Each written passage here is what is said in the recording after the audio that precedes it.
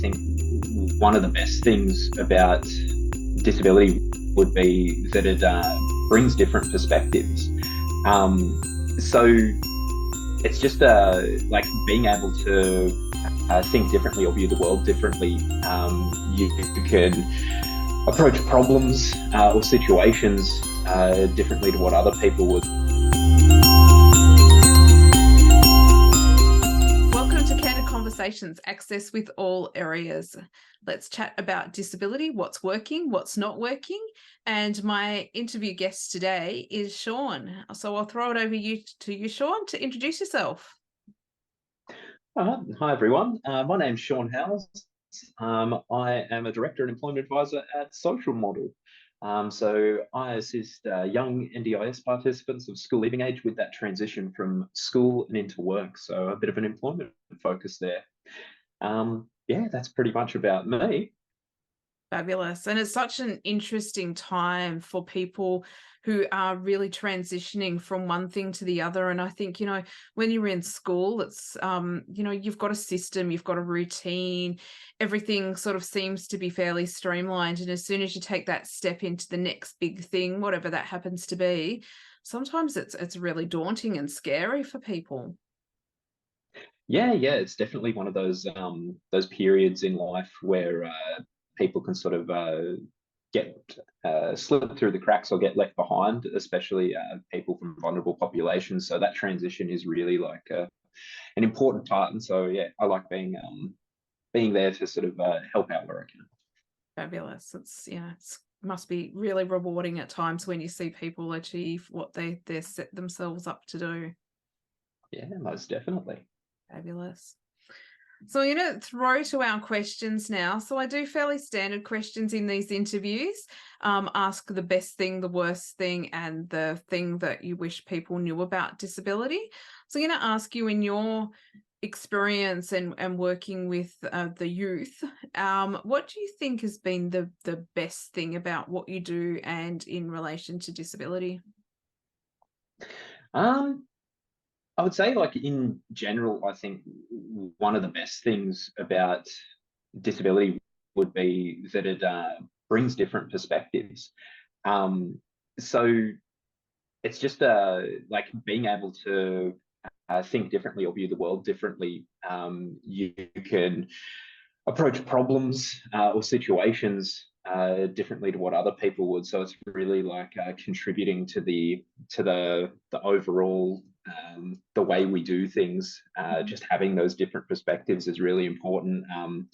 Not only in like the workplace, but also in like politics, building policies, yeah, all sorts of things all around the world and all throughout the world we live in. Just having that different perspective is fantastic. Yeah, love it. Yeah, because I guess that's the thing, is it's all about, innovation and different ways of thinking. And, quite often when you've got a disability, you need to learn to think differently and be adaptable and come up with, those problem solving solutions, because that sometimes is your everyday life. Like sometimes you're confronted with situations that you don't know about or expect, and all of a sudden you've got to snap into a different way of thinking. And so I think that's a really great thing to focus on. Yeah, I don't think there's been a young person that I've worked with yet that we haven't put down problem solving as one of their skills on their resume. It's yeah, definitely something that they're just sort of being forced into being good at good at problem solving just where they live. Um, Absolutely. And what do you think are some of the negative things that you've faced in your work? um, I think the one of the major issues is the stigma that's attached to disability. Mhm. Um, it's something that like I find people are afraid to talk about it. Sometimes it, especially coming from like the employer side of things, Mm, some people like they want to do the right thing and they want to help, but they are so scared that they're going to say something wrong or do something wrong that they go, oh well, I bet I'll just leave it. I won't engage with it at all. mm. So it is a bit of yeah, a difficulty to try and get around in my arena is just the yeah, the stigma attached to it. And if people can't, some people are even afraid of saying the word disability. Mm, You'll see them sort of hesitate mm, when they're coming up to say it. And I try my best to sort of I guess make people comfortable or provide a safe space where you, because otherwise, if you can't talk about them, then how are you meant to address the issues around it and work on those problems or progress in those areas? Yeah, so yeah, I think that's probably one of the bad things about mm. disability. Yeah. So I guess your way around that is just having that open communication, and maybe even sort of, giving that disability confidence awareness, in the sense of, these are the things that you can say and these are the questions you can ask. And I guess, don't be uncomfortable having a discussion about this subject, because, you're not going to find out what the person needs unless you actually ask the questions. Yeah, yeah. As you sort of mentioned there, what someone needs when we're talking about accommodations in the workplace. I'll have employers that'll sort of like just oh, can we, like, what sort of what do we, and they'd stumble over themselves trying to Mm, ask me what sort of accommodations are needed, and then yeah, I think might be helpful, but let's get the young person in and actually talk about that with them, and because they're the expert, they know exactly what they're going to need. mhm. So And do you find that employers are still sort of, thinking that those workplace accommodations potentially are going to be really costly, really difficult, really hard to implement? Or is that starting to change and people are starting to realize that, this isn't such a big deal that we thought it might have been? um, I'm seeing slight progress in that area. People are sort of more familiar now. But yeah, I definitely do come across employers that they're like, oh, well, we're going to have to buy this and we're going to have to buy that, and we'll have to get this installed and blah blah blah. And I'm like, yeah. First of all, you don't need to go through all of that. Like you can just sort of make accommodations as someone who needs them comes into your workplace. But also, yeah, there's the the acronym and the full name of it escapes me now, but the Employment Assistance Fund or something. I can't remember Yeah, yeah. And the I mean, actual yeah, name for or it. job access, I think, yeah, as well. So Yeah, it's through job access, yeah, yeah. and So you can get the funding for all of those reasonable adjustments mm, at no cost to the company. It's not something that they have to take on themselves, but yeah, I'm finding that more people are aware of it now. Um, but there are still some employers out there that don't realise. And to be fair, if they're not looking into hiring someone with a disability and they don't have someone in their life or some way that they're connected to the industry or knowing someone who experiences disability, then yeah, it's difficult for them to know all that. mm. So, Yeah, yeah. And so, it's about, you don't know what you don't know. exactly. Yeah, yeah. Yeah, cool. And so, having said that, that leads perfectly into my next question, which is, what do you wish that people understood or knew about disability? So, if we're talking that general population, or in your instance, employers, what's the one thing that you wish that you could have people to be more aware about? Um, I think on the employer side of thing, we kind of just covered it in the last two questions. The stuff about yeah, being able to get those reasonable adjustments and accommodations at no cost, and um, also I think in general the thing that I would like people to know more about is the social model of disability, which is where I got the company name from. And I guess giving a brief description of it, you have the medical model of disability, which has kind of been the primary model that people have worked off, or our society has worked off for a long time now. And that's that there's something wrong with the individual, and we need to change them to make sure that they can fit with and exist in the world that we've created. Whereas the social model of disability is more coming from a perspective of there's something wrong with the world that we've created, and we need to change that to accommodate for the individuals that live within that world.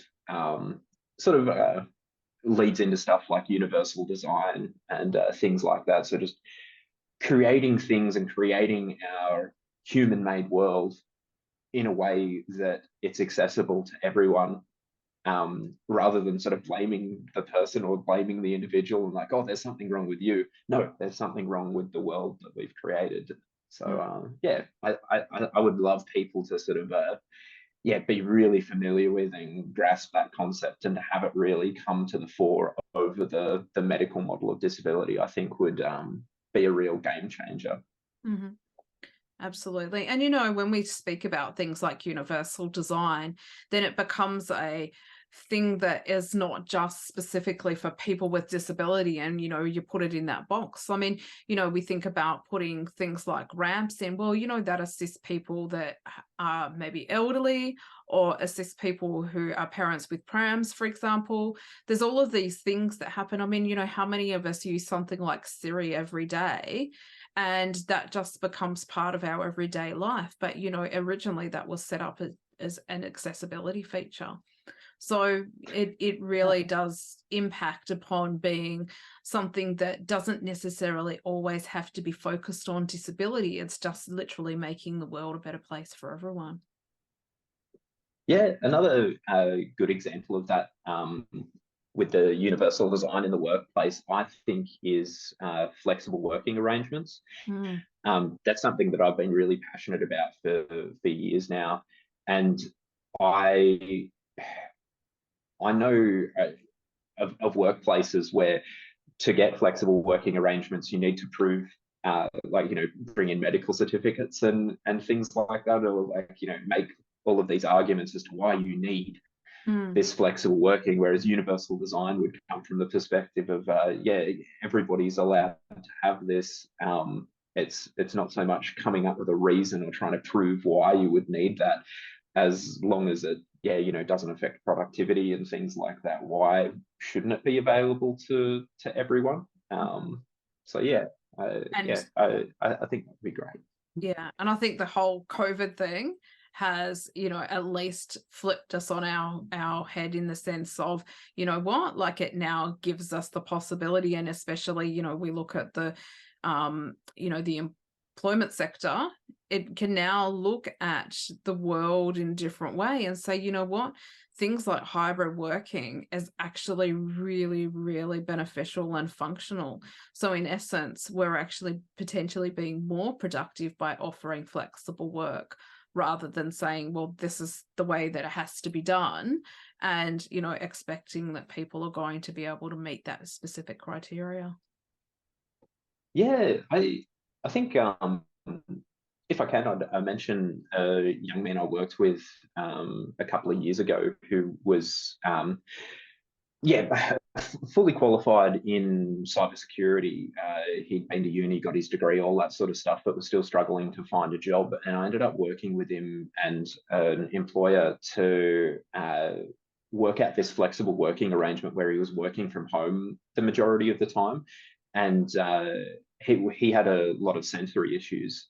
So he tried working places doing work experience, but the noise or like bright fluorescent lights and things like that used to make it very, very difficult for him. And then he was able to work for this company working from home the majority of the time, where he could control his environment and be somewhere where he was comfortable. So the sensory issues went out the window. Mm. And he was able to really thrive in this workplace and sort of progress up the ladder there. I still keep in touch with him, and yeah, he seems to be doing fantastic for himself. And it was just like, yeah, just allowing those flexible working arrangements just a little bit helps so much. But you just had to find an employer that was willing to. And I'd like to think now, that we've caught up here in Australia to sort of where the rest of the world's been at for a couple of years now, with flexible working arrangements. I think we're getting there soon. Yeah, I think so. I think, having said that, the whole, course of employment for someone who has a disability has changed quite significantly. I remember, what it was like getting my first job so many years ago. And I think, now there's still definitely a long way to go, but I feel that we're definitely advancing in the right direction, which is fabulous. Yeah, yeah.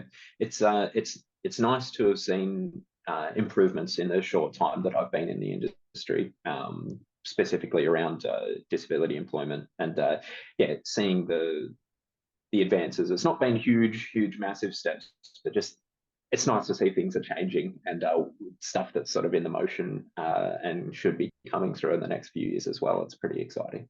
Yeah, fabulous. And you know what? We've got an employee shortage at the moment. So, this is the perfect opportunity for employers to actually go, well, you know what? I just don't want the next person off of the street that may or may not be the right fit.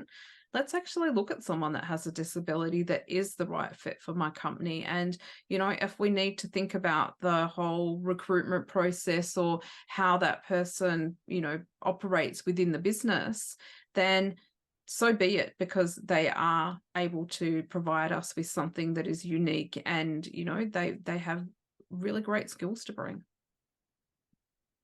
Yeah, I suppose if you're happy for me to go on rambling, just when you touched on the accessibility of the recruitment processes, that is something that I think is a bit of a problem at the moment. Is people will put, like, the little blurb at the bottom of their job ad on Seek, that oh yeah, we're very diverse, and we're quite happy to bring people on from all walks of life, blah blah blah. But then, the whole application process isn't accessible Mm, for someone to do.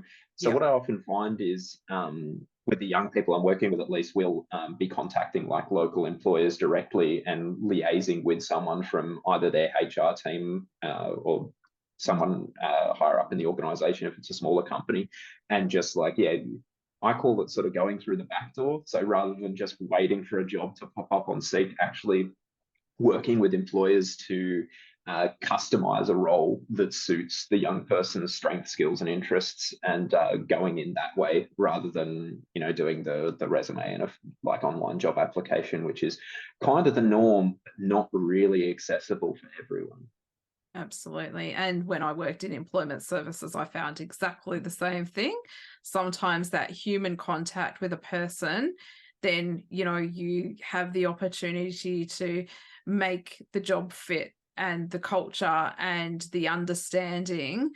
And it's not just another name on a piece of paper. And I know for myself, many times, like, you would speak to somebody and you'd do that application on Seek and you'd have your phone interview and everyone was like, what, amazing, yeah, come in for a job interview. And then literally I would rock up with the white cane because I'm blind, and they would go, whoa, like, too hard box. Like, you would literally just see that mindset flip. And you would think, oh, okay, well, I'm going to have to either do a super amazing job at this interview to get them to now change their mind back from that unconscious bias that they just, had happen, or alternatively come up with a different plan, or we're all just wasting our time here this afternoon, because essentially, you could see that they had just set their mindset to one thing, and then all of a sudden what was presented to them was something alternative, and it was a lot to take on. Yeah, yeah, it's a tricky one with sort of disclosing disability. Like, at which point do you do that in the job application or the recruitment process? Um, Oftentimes it is up to the individual, and it can change on a case by case basis depending on what's going on in the company that you're dealing with. But I often kind of encourage my young people to like, yeah, disclose as soon as they're comfortable to do so. Just because if someone, whether it's unconscious or conscious bias, they're going to not give you the job for that reason. you probably didn't want to work there in the first place. It's Absolutely probably true. indicative of greater issues within the company that you're going to come up against anyway. So, Yeah. yeah, but I actually support a young person with a vision impairment. And we went to do what we call an informational interview, where we go to visit an employer and talk about how they could get into the industry, what the different roles are within it, blah, blah, blah, so on and so forth. And then usually towards the end of it, I'll start asking questions about work experience opportunities and things like that. So the young person might be able to get in there and experience it. And yeah, we went to a workplace the other day, and yeah, it was really interesting because I hadn't mentioned anything in the prior communications with them. And when they saw the cane, they're like, "Oh, well, okay." And yeah, I always find it interesting to see people's reactions when they first realize what the situation's going to be like, and see. Yeah, I like to see their reactions as a bit of an Just indicator as test to the how waters things a might little bit go. and see what this is going to be like. Yeah, yeah. Yeah. But you know what? Like the other flip of that is though, is that if you find the capacity to be able to disclose and you feel comfortable doing so, then sometimes you find that you do have those supports that just magically come out of the woodwork, and you find, oh, okay, well, we actually do have a really supportive recruitment process, and we do have an employee support network, or, all of those various things that that person may be able to tap into for support. So, it can kind of go either way sometimes. Yeah, yeah. Um, if you don't mind, did you mind if I ask you a question or ask your opinion on something? Absolutely, go for it. All right. Are you familiar with the new platform, The Field? Yes. Yeah, yeah. So what do you think of that? I've not had a great deal of experience actually looking at it. However, I have had communications with the organization that has set it up. And funnily enough, one of my previous employment managers is actually part of that organization. So yeah, look, I think it's a really great concept in the sense that it is, it's like baby seek for people with disabilities, for those who don't know what it is. And so essentially employers have the opportunity to put jobs on there that they are seeking somebody to fill a position, and they're open to having someone with a disability. Or alternatively, people with disabilities can sign on as a potential sort of person where an employer can sort of, go through the records and go, oh, okay, yep, this person looks like a great fit for my business, and then can sort of, contact them. So I think, the concept is really, really good. And look, it can only get better by more and more employers participating. There's no point in having, a whole stack of candidates and no employers that are sort of, finding those people. So I think, it has a great potential to grow. Yeah, yeah, that's kind of my thoughts on it as well. I'm like, it's a little bit too soon to see how effective it's actually going to be. Yeah, again, love the concept. I was actually advertising for a role when it was they were in their sort of like test period. And yeah, I didn't end up actually getting any applicants through the field, but I think that was because they probably only had about 30 candidates on there when I was doing it. But now, yeah, because it's being promoted through the NDIS as well, like they're promoting, and I have high hopes for that platform. I think Yeah. it'll be quite nice to yeah have something that's accessible like that. Yeah. I think it's fabulous. All right. So to wrap up, I'm just going to let you do a little free plug of your services and what you do and who are the clients that you're looking to work with. And well, yeah, we'll go from there. Yeah, yeah. So as I mentioned at the start there, social model with young NDIS participants of school leaving age, helping them with that transition from school and into work. Apart from that, I'm also actually starting up a partnership with another NDIS provider called England Care, and we're starting inclusive Dungeons and Dragons social groups, which Sounds myself is super cool. a hobby sort of behind the scenes. But yeah, now we're sort of just about to start launching that, and hopefully people in the Newcastle Hunter and Lake Macquarie area, if they're not keen to access social model services with employment, maybe they'll be interested in Dungeons and Dragons as well. Sounds fantastic. And I will put some links to Sean's contact details along with this interview as well. So if you do want to reach out to Sean for employment or Dungeons and Dragons, then he is the person that you need to contact. So thank you so much for your time today, Sean. And yeah, it was lovely hearing a little bit from an employment perspective about disability and how it's working and how it's not working. Yeah, absolutely my pleasure. It's always lovely to speak with you, Fiona. Thanks for inviting me on. No worries. Thank you.